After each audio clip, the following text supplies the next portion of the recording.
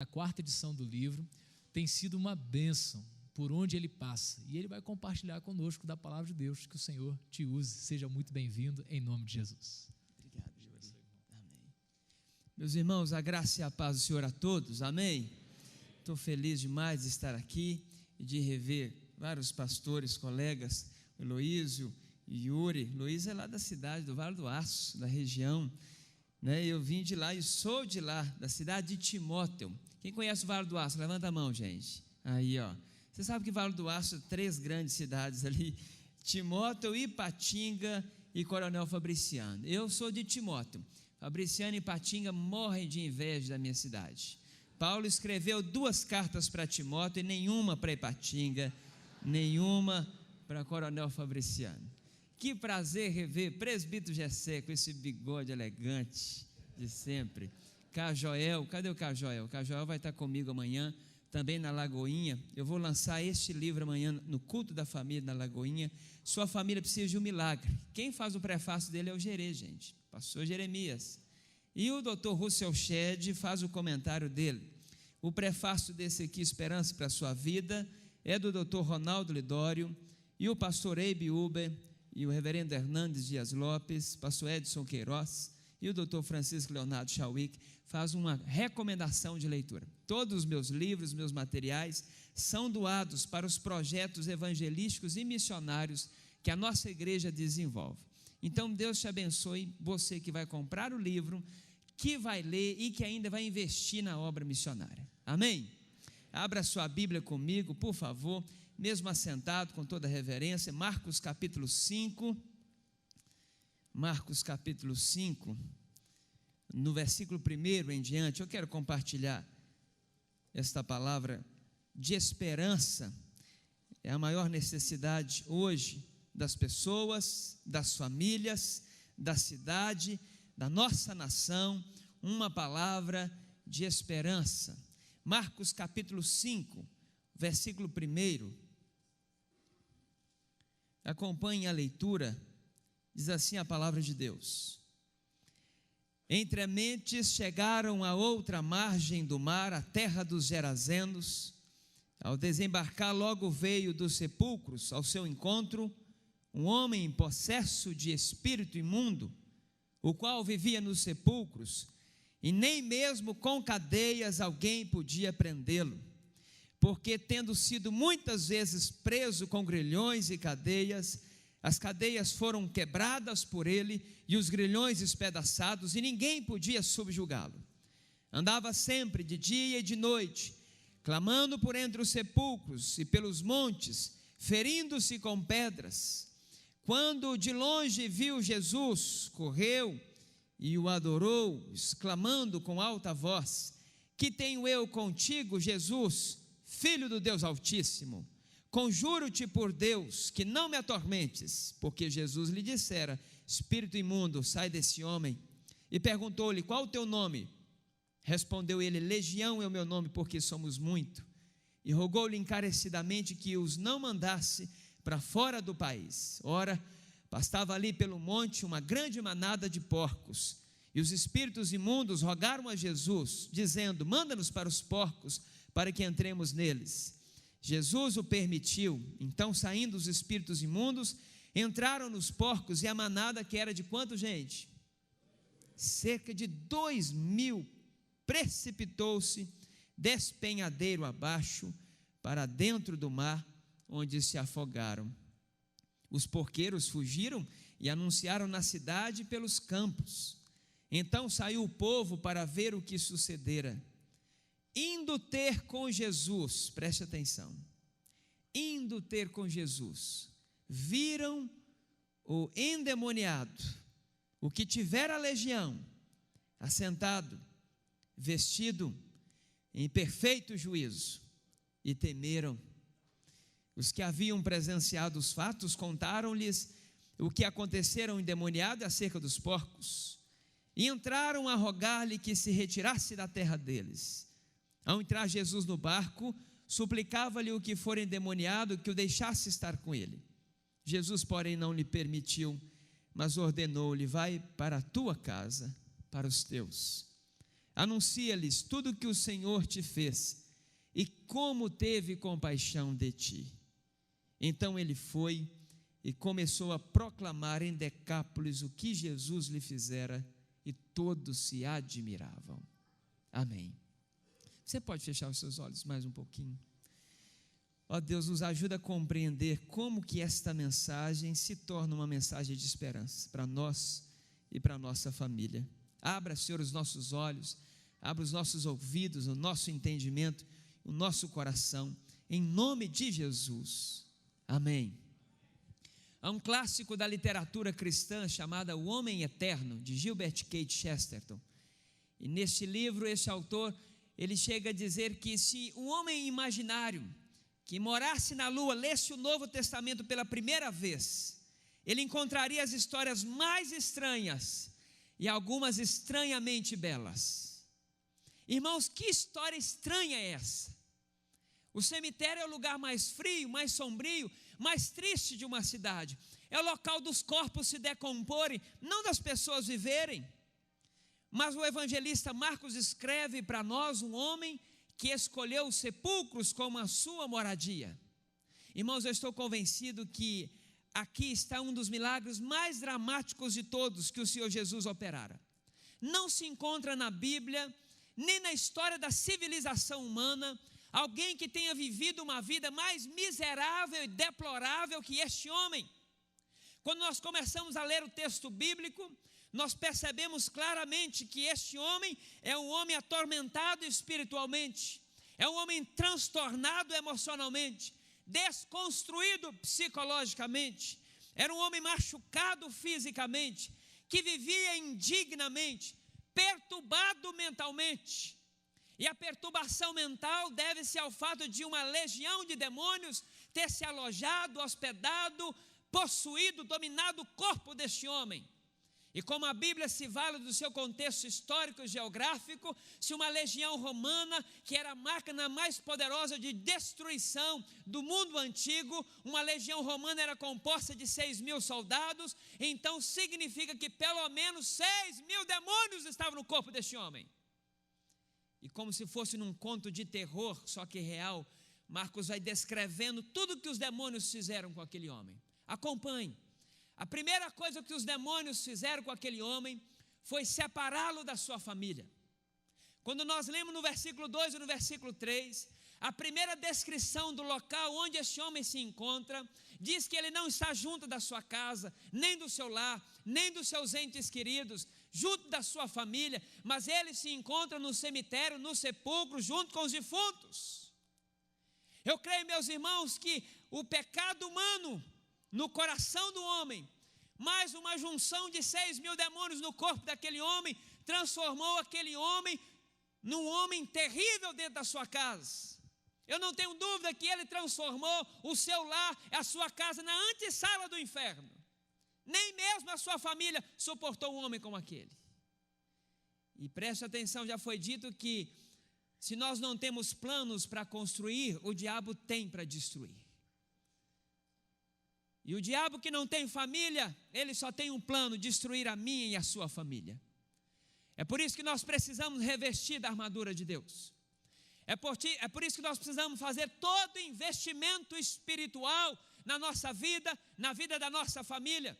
Participar de todo o congresso de família, todo o culto de família, toda a programação de família. E ainda a Bíblia diz que nós devemos revestir da armadura do Senhor, porque a nossa luta não é contra carne e sangue, mas é contra principados, potestades, contra os dominadores deste mundo tenebroso, contra as forças espirituais do mal que investem contra a nossa vida, a nossa família, contra a vida da igreja, contra a nação.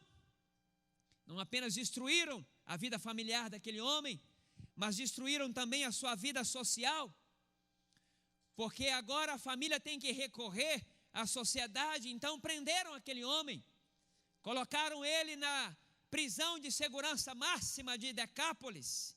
Mas diz a Bíblia que com uma força demoníaca e descomunal, aquele homem quebrava as correntes, os grilhões e saía da prisão pela porta da frente. Irmãos, nós não podemos subestimar o poder destrutivo de Satanás.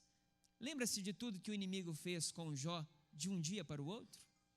destruiu seus bens, destruiu seus filhos, seu casamento, suas amizades, sua saúde. O homem não tinha família, agora também não tinha amigos, e não suportando mais aquela situação, ele vai morar no cemitério. E aqui, meus irmãos, Satanás e os demônios investem e avançam para destruir mais uma área da vida daquele homem. Terceiro lugar, a sua sanidade mental. Acabaram com a sua vida familiar, acabaram com a sua vida social e agora estão destruindo a sua sanidade mental. Leia a Bíblia, preste atenção no versículo 5. Olha a descrição que a Bíblia faz, tudo que os demônios estavam fazendo com aquele homem. Aquele homem não apenas chegou à beira da loucura, mas ele literalmente ficou louco. Andava de dia e de noite sem parar, numa inquietação maligna. É bem verdade que Agostinho disse que todo homem que não está reconciliado com Deus é um homem inquieto, mas aqui é uma inquietação exacerbada.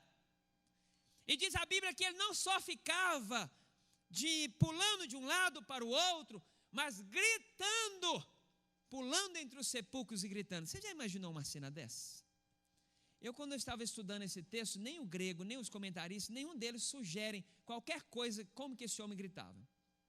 Mas eu penso, meus irmãos, que aqui era um grito literal. Primeiro, claro, aquele homem na luta pelo domínio da sua mente, sozinho no cemitério, abandonado por todos, apenas na companhia dos demônios, talvez em alguns momentos a mente dele voltava em si e ele gritava por socorro para que, quem sabe, alguém ouvisse o seu clamor, o seu pedido de socorro e o livrasse do domínio daqueles demônios. Mas aquele homem gritava silenciosamente também por um sentido para a sua vida. Viktor Frankl, que foi um psiquiatra em Auschwitz, escreveu um dos livros maravilhosos, Sentido para a Vida. Ele descreve que toda pessoa, ela grita silenciosamente por um sentido para a sua vida. Satanás estava investindo contra a mente daquele homem, desconstruiu ele psicologicamente, acabou com a sua sanidade. Um homem chegou não apenas à beira, mas realmente se tornou louco. Irmãos, Satanás continua investindo contra a mente. Ele é mentiroso e a principal arma dele é o engano, é a heresia, é o engodo. Satanás continua semeando pensamentos de ódio, de inveja, de facção, de divisão. Satanás é aquele que tem investido contra a mente das pessoas. Irmãos, eu participo de muitos funerais, mas um dos funerais mais tristes esse ano que eu tive que participar é de um jovem homem lá na minha cidade, amigo de todos, um cara gente boa. Na noite do aniversário da esposa dele, entrou dentro do quarto, pegou uma arma, estourou os seus miolos. Todos pensavam que o cara estava bem, tranquilo. Não sabíamos nós que ele estava gritando silenciosamente, desesperadamente, por um sentido para a vida dele. Os demônios acabaram com a vida familiar deste homem, acabaram com a sua vida social, destruíram a sua sanidade mental, e se já não bastasse, agora também estão alvejando a saúde física dele. Olha como que a Bíblia descreve a situação deste homem. Ele não tinha sequer uma roupa para proteger-se do sol forte ou das intempéries do frio. Exposto a tanta contaminação, o homem não conseguia dormir, nem de dia e de noite. Você já encontrou uma pessoa que não consegue dormir? Eu já encontrei. Encontrei uma pessoa, jovem ainda, ela tem um problema nos seus neurônios, na sua mente, ela consegue dormir apenas uma hora por dia. O envelhecimento, meus irmãos, de uma menina de 20 anos é absurdo, porque ela não consegue dormir. Um homem que não dormia, nu, exposto a tanta contaminação, e se já não bastasse, a Bíblia diz que os demônios levaram aquele homem a um ritual macabro de autoflagelação, e ele pegava pedras pontiagudas e começava a cortar a si mesmo, talvez uma tentativa de suicidar, ou certamente uma tentativa dos demônios assassinar aquela pobre alma. Esta é a síntese da vida deste homem. Um homem sem família, sem amigos, sem amor próprio, sem identidade, sem liberdade, sem dignidade, sem sanidade, sem rumo, sem vida, sem futuro, sem esperança. Para os demônios, ele valia tanto quanto os porcos, porque habitar nele ou nos porcos pouco importava. Para os cidadãos de Gadara, aquele homem valia menos que os porcos. Irmãos, eu nunca vi uma história tão humilhante e degradante quanto essa. Nem Shakespeare conseguiria imaginar uma história como essa. Nem os pincéis, os mais habilidosos, impressionistas, conseguiriam pintar em cores vivas o que realmente aconteceu há 2000 anos atrás. Mas louvado seja Deus, porque se essa história terminasse aqui, seria o trágico drama mais miserável e desgraçado desde Adão e Eva. Mas a história do gadareno não terminou aqui. Louvado seja Deus. A história deste homem não termina aqui. Porque o diabo ele veio mesmo para matar, roubar e destruir, mas para isso se manifestou o Filho de Deus, para destruir as obras de Satanás. Louvado seja Deus. Essa história, meus irmãos, está aqui diante de nós, não para nos assustar com a fúria dos demônios, mas para nos revelar a misericórdia de Deus. Não para descrever apenas a desgraça humana, mas para descrever a graça e a glória do Evangelho. Essa história não está registrada tão somente para nos levar ao desespero quanto ao que o diabo pode fazer, mas para nos dar esperança mediante tudo que Cristo fez e continua fazendo hoje, porque Ele é o mesmo ontem, hoje e será eternamente. Louvado seja Deus. Essa é uma história de esperança, meu irmão, para a minha vida, para a sua vida, para a nossa família, para os nossos amigos, para a nossa cidade, para a nossa nação, porque nos ensina que por pior que seja a situação, com Jesus tem jeito. Onde Jesus chega, o milagre acontece. Onde Jesus chega, algo novo acontece. Dos dias mais tristes da vida daquele homem, Deus escreveria as histórias mais lindas da história da sua vida. E eu quero lhe apresentar algumas razões por que nós podemos ter esperança. Primeiro, nós podemos ter esperança porque esse texto revela para nós o amor incondicional de Deus para buscar o perdido pecador. Irmãos, perceba como que salta aos nossos olhos o amor do Senhor Jesus para com este homem. Jesus deixou a multidão, largou a agenda cheia, os compromissos marcados, atravessou o mar, enfrentou uma fúria de uma tempestade, enfrentou a fúria dos demônios, a rejeição dos moradores de Gadara. Meses depois, Jesus enfrentaria ainda o abandono dos discípulos, a inveja dos fariseus, a covardia de Pilatos, o espancamento dos soldados romanos, os cravos nas suas mãos, enfrentaria ainda a zombaria dos seus inimigos, a dor da crucificação, o desamparo da cruz, finalmente a vergonha da morte para salvar o miserável como aquele. Este é o amor incondicional e imensurável de Deus, não somente para com aquele mendigo miserável, endemoniado. Este é o amor de Deus para com a minha vida, para com a sua vida, meu irmão. O Senhor Jesus fez todo o investimento porque Ele nos amou. Como o pastor Eloísio citou aqui nessa noite, Ele nos ama. E é por amor a você e a mim que Ele deixou a glória e Ele se humilhou. É por amor a você e a mim que Ele deixou o céu e Ele veio à terra. Ele deixou o trono e Ele veio para a manjedoura. Por amor, sendo o Criador, Ele se fez criatura. Sendo o Senhor de tudo, se fez servos de todos. Sendo santo, se fez pecado, levando as nossas transgressões. Sendo bendito de Deus, se fez maldição debaixo da lei. Sendo o autor da vida, morreu crucificado, porque Ele amou a você e a mim. Deus prova o seu amor para conosco, pelo fato de ter Cristo morrido por nós, sendo nós ainda pecadores. Irmãos, na verdade isso é mais do que amor, isso é graça. Essa é uma outra razão porque nós podemos ter esperança. Não apenas em segundo lugar, primeiro, o amor incondicional de Deus, revelado nessa história, diz que tem esperança para mim e para você. Mas há uma segunda razão, a graça maravilhosa de Deus para salvar o pecador, revelada aqui nessa história, enche o meu coração de esperança. Porque, meus irmãos, não tem nenhuma outra história que ilustra mais dramaticamente o que é a graça de Deus do que a história deste homem. O que de bom este homem fez? Nada. Só cometeu crimes, um após o outro. Ele não foi um bom homem, um bom moço, um bom filho, muito menos um bom cidadão.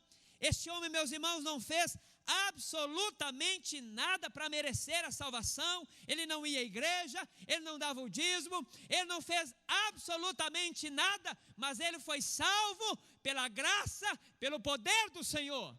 Essa é uma verdade sobre a vida deste homem, essa é uma verdade acerca da nossa salvação, porque todos nós somos salvos pela graça de Deus. Nós não podemos comprar e nem mesmo fazer por merecer. Até mesmo a fé para receber a salvação, diz Paulo em Efésios capítulo 2, é uma dádiva divina, é uma dádiva de Deus. Irmãos, a graça de Deus nos faz lembrar, e é por isso que nos enche de esperança. A graça significa que não há nada que você e eu tenhamos cometido na nossa vida que nos desqualificou para o amor de Deus. A graça significa que Deus olha para você e para mim, e não obstante todos os nossos pecados, Ele diz assim: o sangue do meu filho pode cobrir e perdoar todos os seus pecados. É a graça de Deus que nos dá uma nova oportunidade para recomeçar. A graça de Deus significa que não há ninguém que tenha ido tão longe que não possa ser alcançado pelos braços do Senhor. A graça de Deus significa que não há cadeias mais fortes que o braço do nosso Senhor Jesus Cristo. Irmãos, esse texto me enche de esperança, deve encher o seu coração também. Quantas pessoas na nossa casa ou na nossa família ainda estão presos nas garras de Satanás? Eu sei que não tem nada que nos angustia mais e nos entristece mais do que ver nossos próprios familiares presos no pecado, no engano deste mundo, acorrentado pela cilada de Satanás. E chega a alguns momentos da nossa vida em que a gente pensa assim: meu Deus, não sei mais o que fazer. E alguns chegam até mesmo honestamente confessar: eu não consigo entender quando ou como que Deus vai salvar a vida de um miserável como este. Mas a graça de Deus, revelada na história deste homem, diz para mim e para você, que não há ninguém que Deus não possa resgatar. Amém? Mas há uma terceira razão, meus irmãos, porque essa história nos enche de esperança. Isso aqui é maravilhoso. Não apenas o amor incondicional de Deus, não apenas a graça maravilhosa e salvadora do Senhor, mas esse texto revela também o poder extraordinário de Deus para libertar o pecador. Irmãos, os demônios, eles podem ter sim certo poder. A força destrutiva de Satanás contra este homem, a impossibilidade da sociedade encarcerá-lo, a matança de 2.000 porcos, revela sim que os demônios têm certo poder, mas o nosso Senhor Jesus Cristo, Ele sim é o Deus Todo-Poderoso. Louvado seja Deus. Todo o poder no céu e na terra estão nas mãos do Senhor. E quando Jesus chega naquele lugar, os demônios partem em direção a Cristo. Para enfrentá-lo? Absolutamente não. Para duelar com Cristo? Claro que não. Irmãos, o dualismo é um engano, é um engodo. Aquela filosofia de que há duas forças independentes no universo agindo, o bem e o mal, Deus e o diabo. Isso é um engodo. A existência de ambos é real, mas a superioridade de Cristo é surreal. Olhe para esse texto. Diz o versículo 6 que os demônios correram, e na nossa versão está aí adorou. No grego essa palavra é proskuneo, que foi traduzido para o português prostrou-se. Os demônios correm para se prostrar aos pés do Senhor Jesus. E aos pés do Senhor Jesus eles oram. Eles clamam, eles pedem: Senhor, não nos manda para o abismo antes do tempo. Eles adoram: Tu és o Filho do Deus Altíssimo. E confessando a derrota deles, esses demônios se põem a mendigar, dizendo assim: deixa-nos apenas entrar então, ou pelo menos entrar nos mortos. Meus irmãos, quando nós olhamos para esse texto tem que encher o nosso coração de esperança, porque revela que todo o poder no céu e na terra está nas mãos do Senhor. Não há endemoniado que Ele não possa libertar. Não há viciado que Deus não possa transformar. Não há ninguém que esteja tão preso que não possa ter as suas cadeias quebradas e rompidas pelo poder do Evangelho. Louvado seja Deus por essa história maravilhosa. Meu irmão, quem sabe você vem se arrastando há anos no pecado. Algum vício, um pecado escondido que só você e Deus sabe. Talvez nem mesmo a sua família, mas isso está destruindo a sua vida.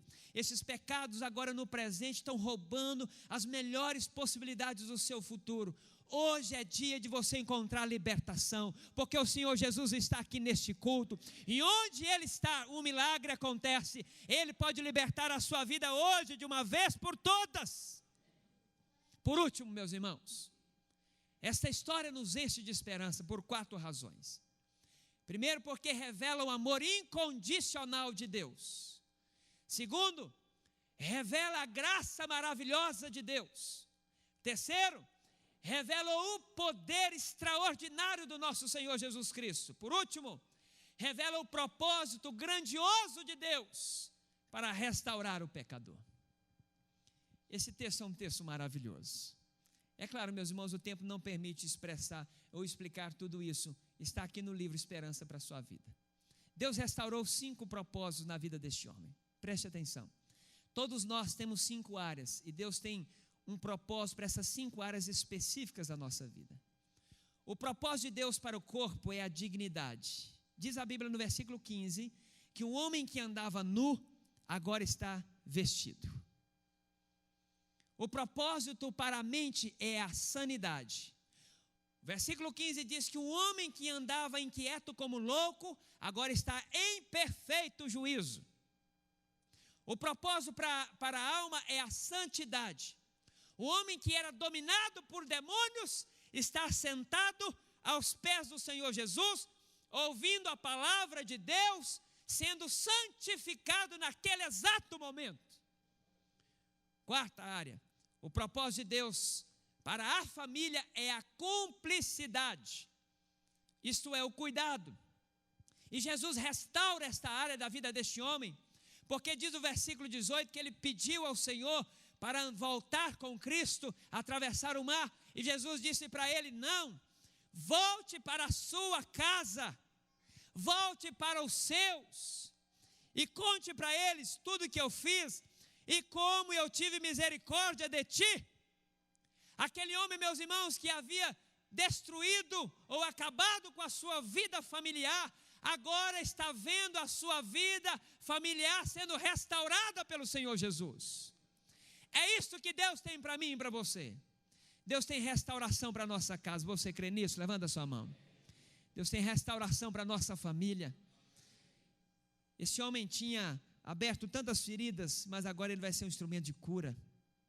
Tinha machucado tanto, mas agora ele vai ser um bálsamo sobre a sua casa. Jesus enviou de volta para a sua família, porque a família é prioridade para Jesus. Porque a vida com Cristo começa em casa. Porque nós devemos ser uma bênção primeiro. Aqui estão um dos versículos mais lindos de toda a Bíblia. Acompanhe. Diz a Bíblia que este homem não apenas voltou para cuidar da sua família, mas ele saiu por uma grande região chamada Decápolis. É um conjunto enorme de 10 cidades, anunciando e pregando o Evangelho. Um homem submisso sempre faz mais, sempre dá mais fruto, porque o propósito de Deus para a vida é a utilidade. 5 propósitos que Deus restaurou na vida deste homem, pode restaurar na vida de qualquer um. Para o corpo é a dignidade, para a mente é a sanidade, para a alma é a santidade, para a família é a cumplicidade, e para a dinâmica da vida é a utilidade. E este homem agora está sendo um servo útil nas mãos do Senhor. Eu não sei se o destruidor da cidade de Gadara se tornou um pacificador. O desespero de Decápolis agora virou um pregoeiro do Evangelho. Eu creio que devia ter essas manchetes. Espalhava medo e pavor.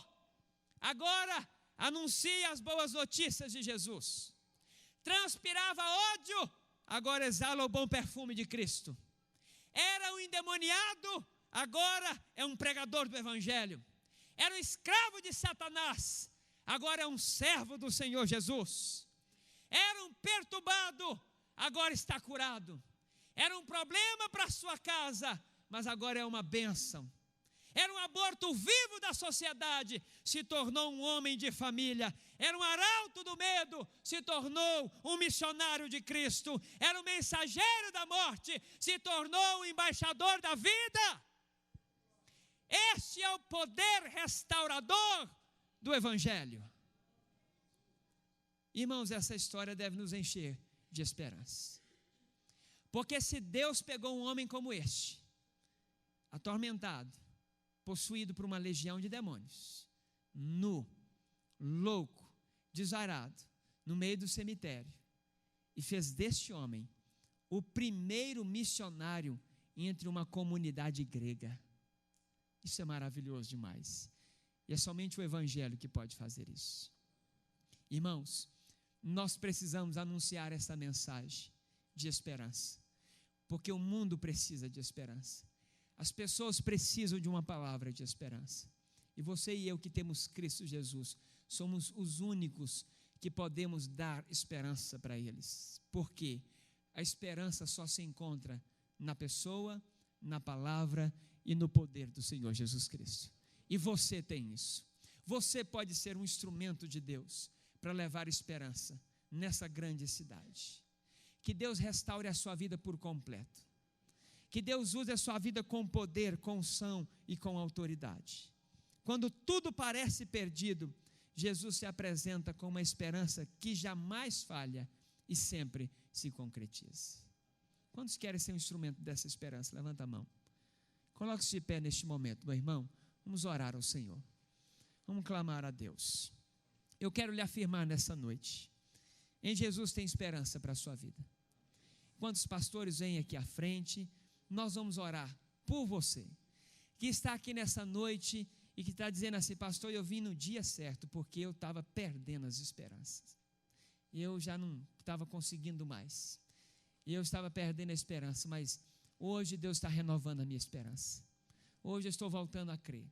Hoje eu estou voltando a colocar a minha confiança, a minha esperança no Senhor. Feche os seus olhos neste momento. Enquanto os instrumentos do Ministério de Louvor cantam, eu vou orar neste momento pela sua vida. Feche os seus olhos, eu quero lhe dizer algumas palavras neste momento. Quero lhe afirmar algumas coisas breves. Em Jesus tem esperança para a sua vida, meu irmão. Não tem caso que seja difícil demais para Deus. Não tem crise que Deus não possa reverter. Creia nisso.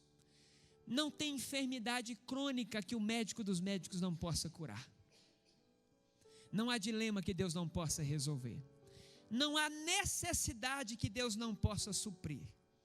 Não há pecado que o sangue de Jesus não possa cobrir. Não há culpa que Ele não possa tratar. Não há pecador que Ele não possa transformar. A esperança para a sua vida.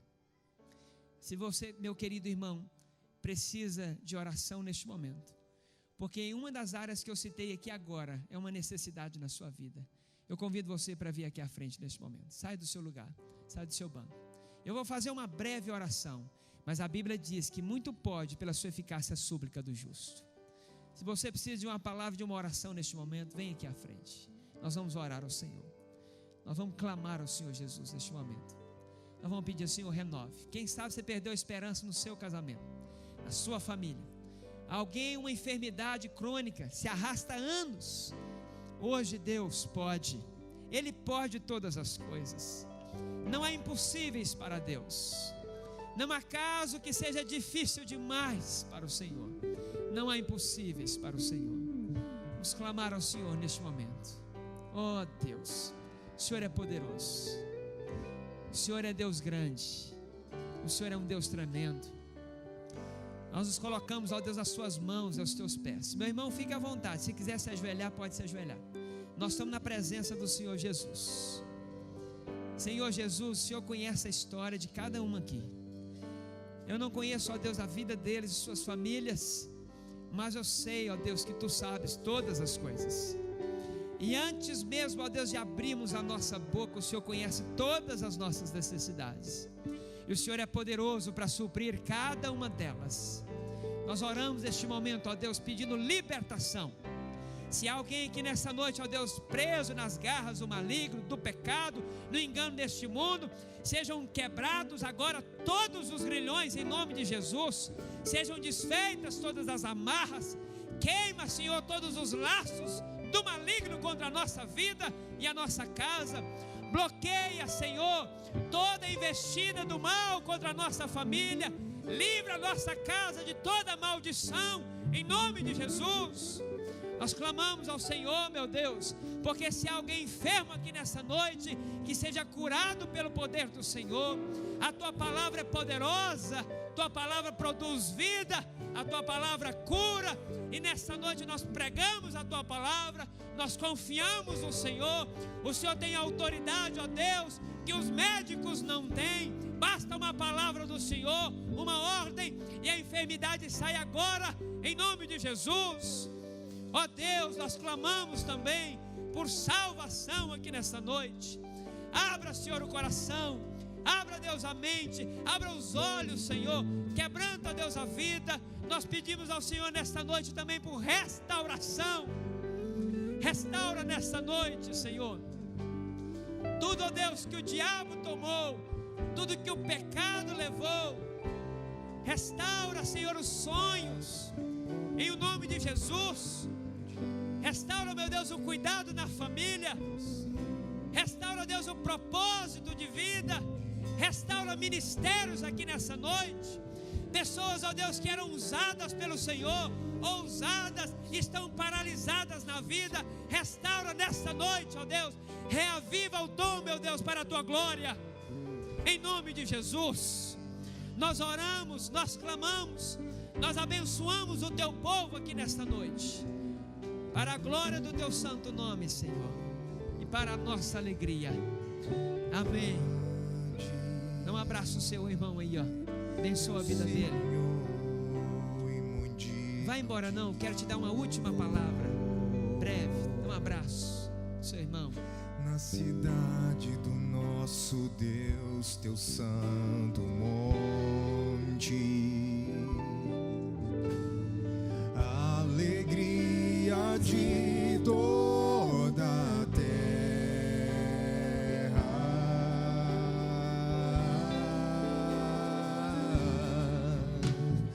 grande